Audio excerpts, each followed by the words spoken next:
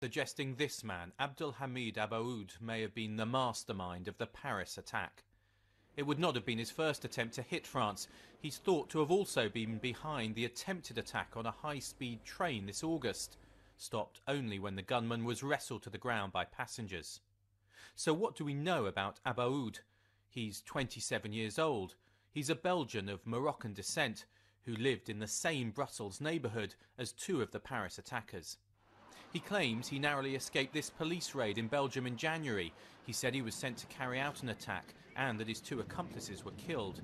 He says he then escaped back to Syria, and it seems others involved in carrying out the Paris attack also came from there. One of the men who attacked the Bataclan Theatre, Sami Amemour, came from this suburb of Drancy and lived here in this apartment block. He was known to the authorities. In 2012, he was put under investigation for links to terrorism, but the following year he disappeared. It's thought he went to Syria. It emerged today that Amemour's father had tried to bring his son back from Syria, but failed. The family flat was one of those raided by police overnight and was taped up today. His neighbours told me they'd not seen him here since he left. Others involved in the attack also seemed to be linked to Syria. A Syrian passport, almost certainly fake, was linked to a suicide bomber at the Stade de France. The fingerprints matched a refugee who arrived on the Greek island of Leros in October. He then claimed asylum in Serbia and seems to have made his way across Europe.